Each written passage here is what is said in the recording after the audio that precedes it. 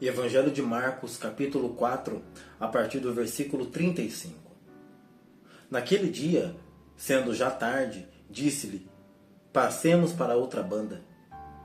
Eles, deixando a multidão, o levaram consigo, assim como estava, no barco.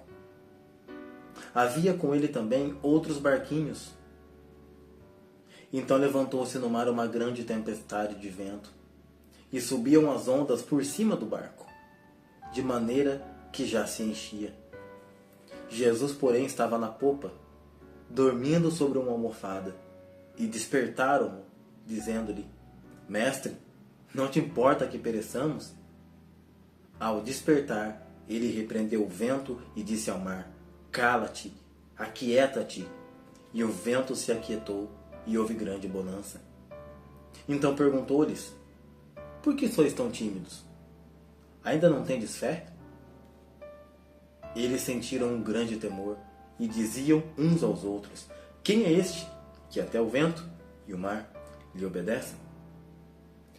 Eu quero tratar com vocês aqui uma passagem muito conhecida, que é quando Jesus Cristo ele acalma a tempestade. Mas note um detalhe. Jesus havia proposto, e qual era a proposta? Passemos para outra banda. Jesus havia falado que eles concluiriam essa travessia. Nós vamos passar. E estavam ali então seus discípulos e outros barquinhos que também estavam acompanhando o barco de Jesus, indo junto com ele. De repente então começa a mudar o clima, imagina a situação. Jesus entrando no barco, a Bíblia fala que ele foi como ele estava, como Jesus estava. Imagino eu na minha mente fértil e limitada, que ele estava muito cansado, depois de um dia intenso de ensino, de demonstração do reino de Deus. Jesus vai, porém, ele estava dormindo. Imagina ele muito bem acomodado ali, numa almofada. Eu tive uma oportunidade só na minha vida, uma oportunidade clara mesmo, de estar em alto mar, e conseguir perceber assim o mar bravo e eu no meio de uma embarcação. Realmente não é uma situação muito confortável. E aí eu imagino que todo mundo é desesperado, alguém olha um olha pro outro assim e fala: olha aí, dá um toque para ele. Falem com Jesus, vai você. A Bíblia não mostra exatamente aqui. Eu não consigo ver o nome da pessoa.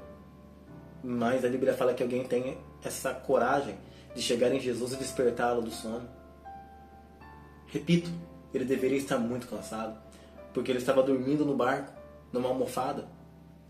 Ele não percebeu a mudança climática, ele não percebeu ali a água entrando. Sem dúvida alguma deve ter molhado o corpo de Jesus, porque a Bíblia fala que o barco estava se enchendo de água. Mas Jesus não acorda, Jesus fica tranquilo. Mas então eles vão lá, despertam ele levanta. E eu acho interessante aqui o que ele vai fazer. A Bíblia fala que quando ele desperta, ele repreende o vento e fala com o mar. Interessante. Ele fala: cala a boca, aquieta-te, tudo passa. Isso é maravilhoso, é um sinal portentoso. Como assim? Alguém dá uma ordem e os ventos e o mar obedecem? Mas eu quero dar uma ênfase na resposta que Jesus dá para os discípulos no final disso, no versículo 40. Então perguntou-lhes: por que sois tão tímidos? Ainda não tendes fé? Imagino que Jesus fala bravo com eles isso. E o versículo 41 diz: eles sentiram um grande temor e diziam uns aos outros: quem é este que até o vento e o mar lhe obedecem? Quem é esse cara que está no barco? Como assim? Para mim, ele era mais um líder só. Aí de repente ele está falando com o vento, com o mar. Ele deve ser um cara diferenciado mesmo.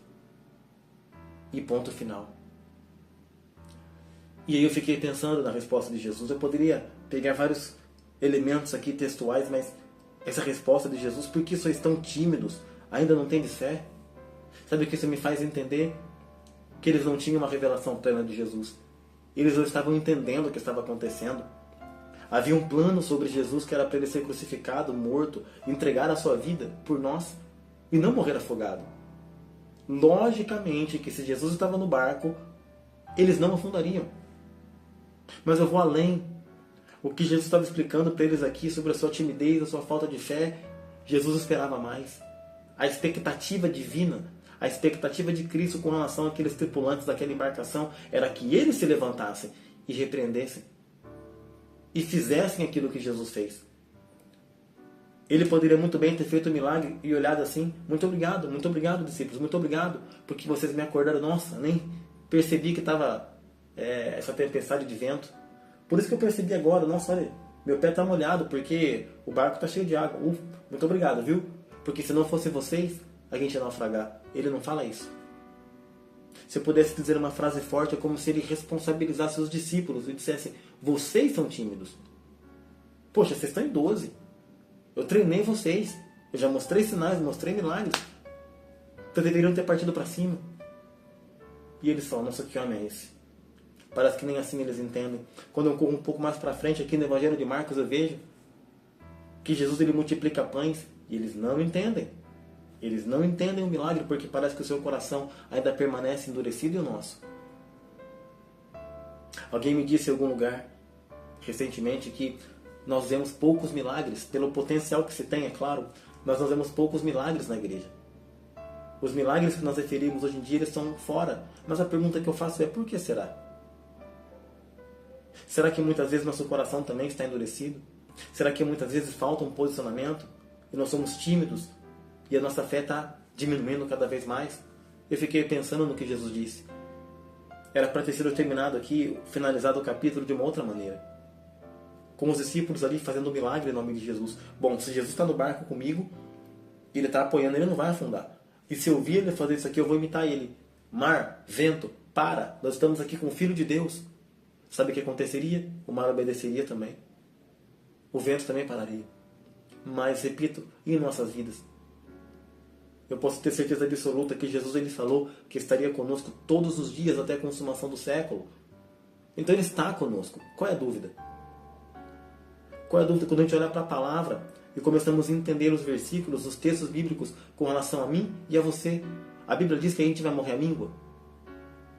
A Bíblia diz que a gente vai morrer enfiado num pecado, numa ansiedade, numa depressão, num estresse. Essa é a vontade de Deus para nós, entenda. Eu sei, tem algumas pessoas que, de uma maneira excepcional, tem até uma música que diz isso, que as pessoas elas vão ser mártires por causa da causa do Evangelho, isso mesmo, que eu quis dizer. Pessoas como Estevão, Policarpo, enfim, muitas pessoas que entregaram as suas vidas pelo Evangelho, ok?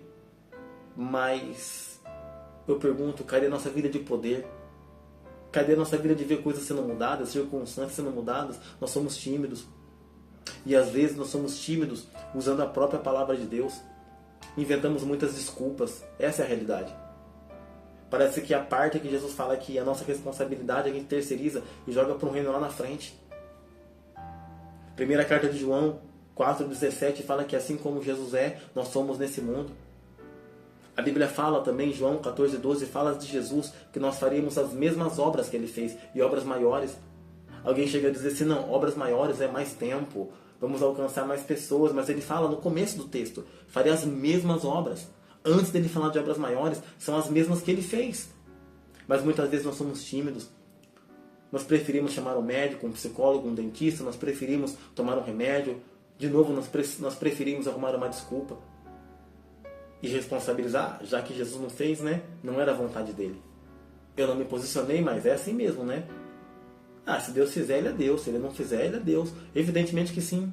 Mas dentro desse contexto aqui, ele esperava mais. Ele esperava que os discípulos se posicionassem. E a mesma coisa ele fala sobre nós. É hora da gente levantar, sacudir a poeira e falar: opa, eu quero orar como ele me ensinou. Que venha o seu reino. Da mesma maneira que a sua vontade é estabelecida aí no céu, que venha a ser estabelecida aqui na terra também. Orando pelos nossos parentes. Orando pelas pessoas que nós amamos. Orando pelo nosso trabalho, pelo nosso bairro, pelo nosso país, para que a gente venha viver aquilo que ele quer. Será que essas palavras de Jesus se encaixariam na minha, na sua realidade? Ou será que nós estamos vivendo realmente a plenitude do reino de Deus? Que possamos pensar. Marcos 4:40. Então perguntou-lhes: por que sois tão tímidos? Ainda não tendes fé?